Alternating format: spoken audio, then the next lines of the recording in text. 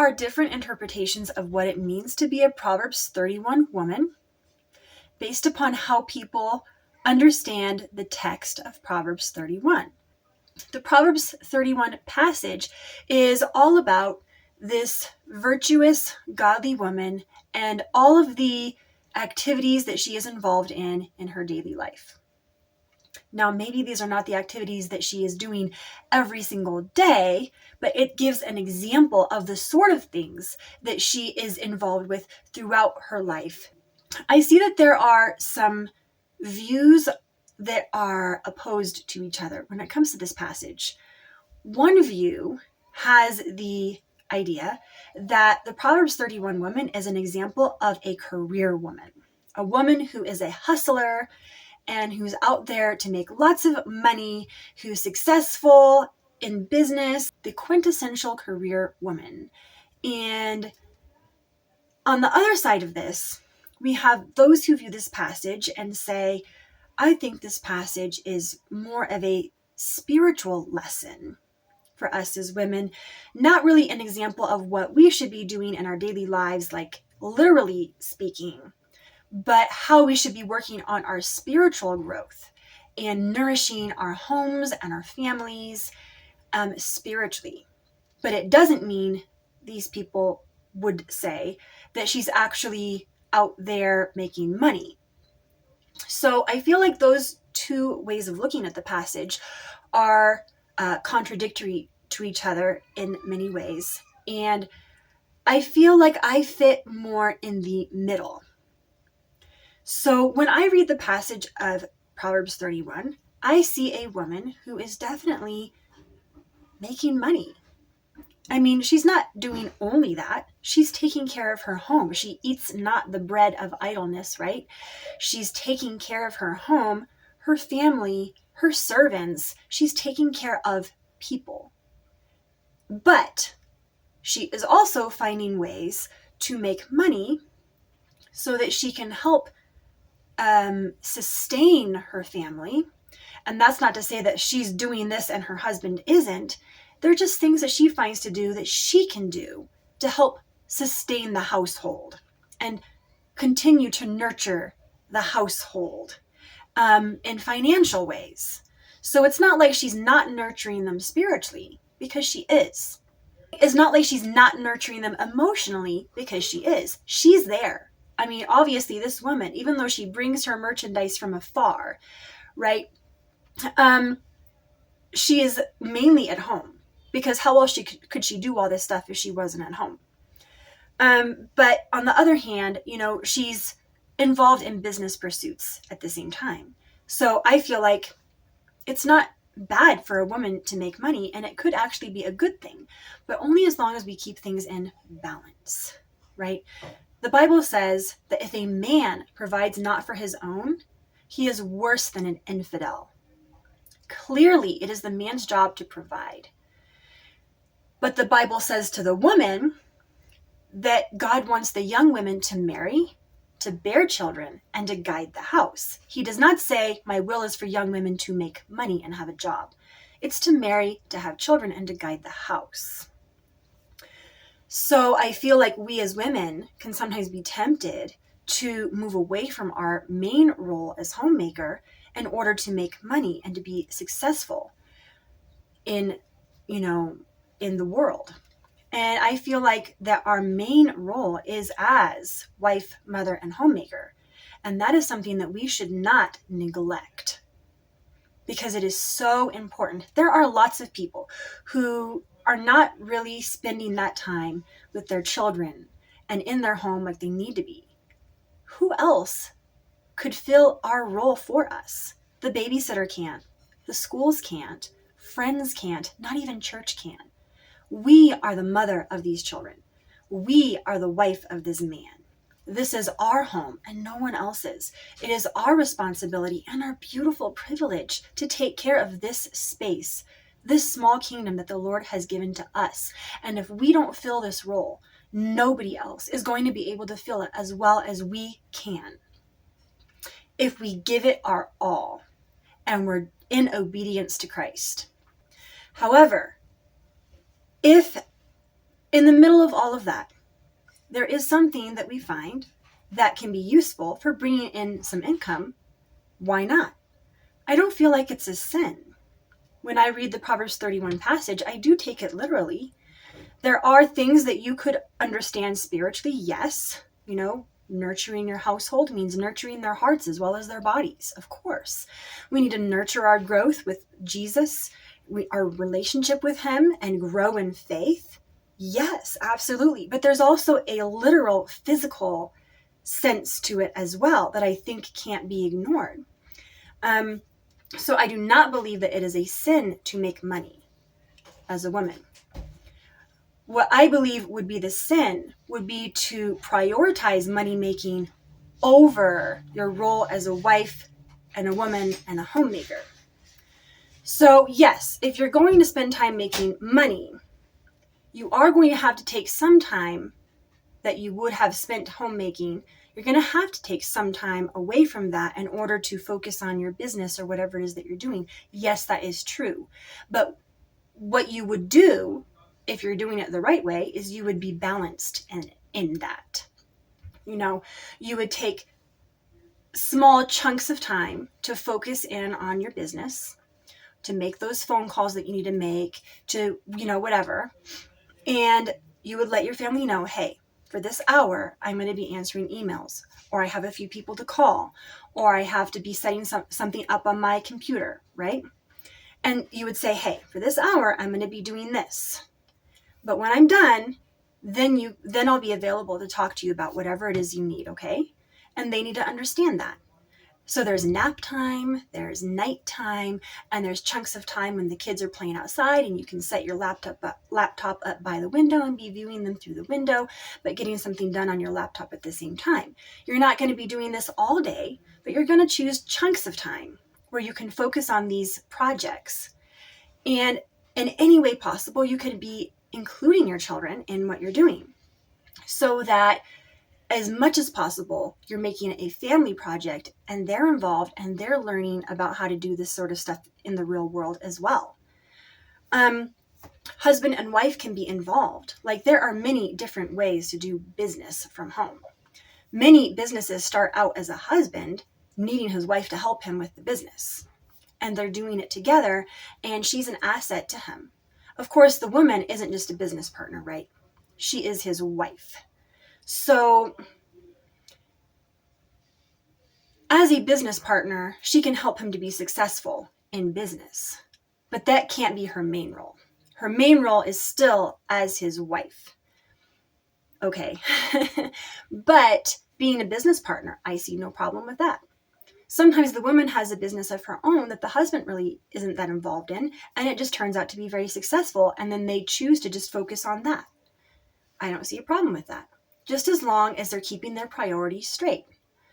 And there's many different reasons why a woman might need to work. I mean, there are situations where a wife is a widow. She became a widow, right?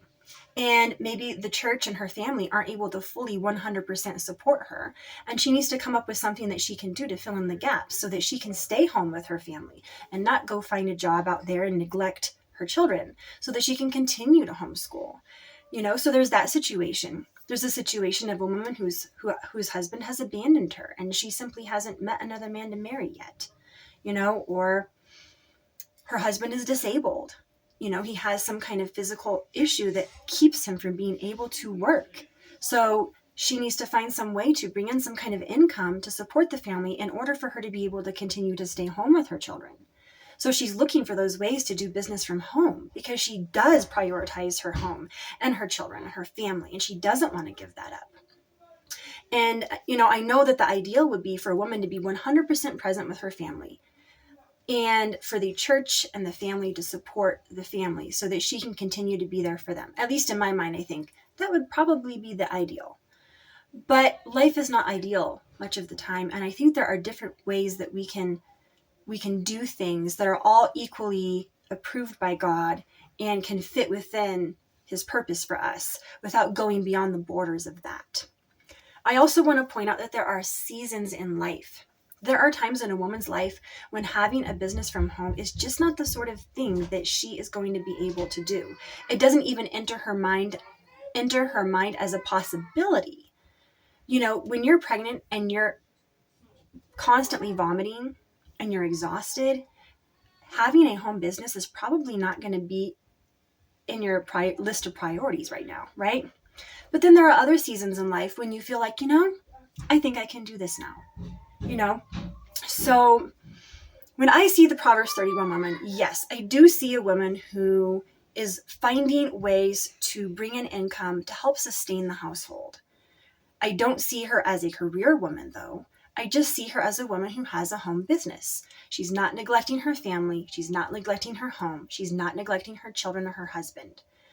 I also see her as a woman who is virtuous and who puts God first, God above money. I think that all her activity as a businesswoman does not mean that she is not submissive to her husband. She may go out and look at a field and purchase it. Maybe she doesn't ask her husband what he thinks, but look at the end of the passage where it says that her husband's heart trusts her. He wouldn't trust her to be doing these things without having to talk about it first if he didn't know her. I think they've spent years getting to know each other and years of her being a respectful wife who honors him, making good decisions, not arguing, but learning how to get along with him to where he now feels like, I trust my wife. I know that whatever decision she's going to make about buying this field or selling these products or whatever, I know that she's going to make a wise decision because I know her. So it's not like she's usurping authority over her husband. I see it more as she's already proven herself to her husband as being a wise and virtuous woman, as being a faithful wife. So he knows that he can trust her, and he doesn't feel like he needs to micromanage everything that she does. I don't feel like that is the ideal submissive type of relationship. I think that some people in their minds think that a submissive woman is asking her husband about everything. She will not make a single decision on her own without asking him. And folks, that is not how I see a submissive woman as being. That is a very controlling relationship where the husband is just micromanaging everything, or the woman just is so incapable that she cannot make a decision on her own. Like, that to me does not seem like an ideal marriage. I think that a woman can be submissive while at the same time being responsible and not having to go with her husband about everything because she has already proven herself to him, and he knows that he can trust her. So for example, I read this in a book. You guys might have read this as well, by Hal and Melanie Young. They have a book on marriage. I'll link to it below, where Melanie says that early in their marriage, she thought that she needed to ask her husband his opinion on everything. So when she was redecorating the bathroom, she needed to ask him, what kind of rug do you think we should get? And she asked him that question, and he was like, I don't know, whatever you want to pick out. Like, he did not care what kind of rug she picked out for the bathroom. So in the book, they talk about how, being a submissive wife doesn't mean you ask your husband his opinion on every single thing. There are certain ways that you can help your husband more by just doing it yourself. He doesn't care about the kind of rug you put in the bathroom. If you're going to be a true help to him, you go do it yourself. You pick out the rug, you decorate the bathroom, just try not to spend too much money, use his resources wisely.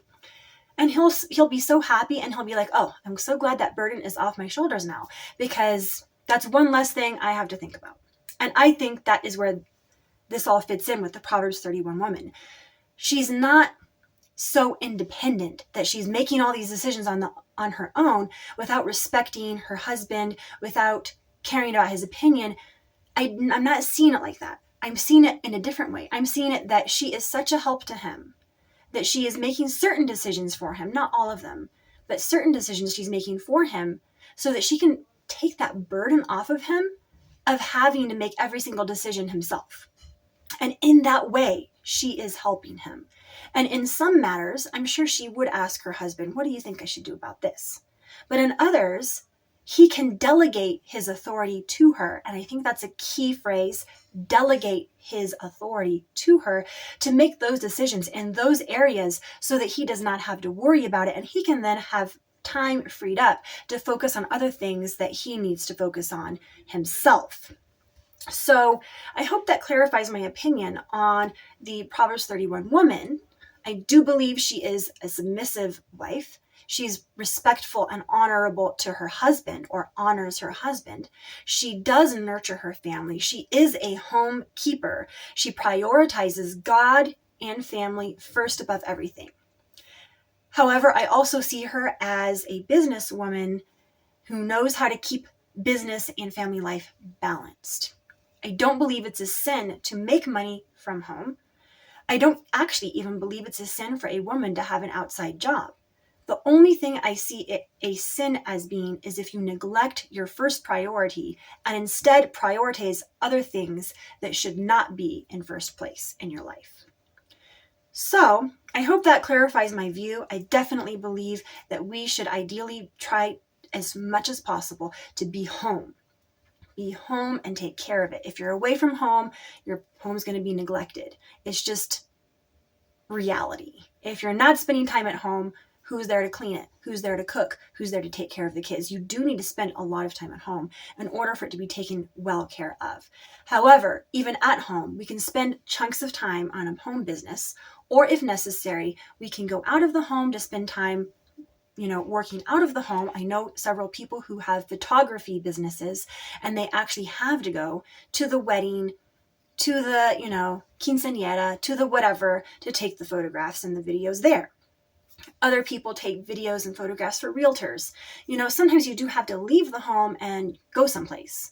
But even then, we need to learn how to keep things balanced and prioritize what comes first over what comes second.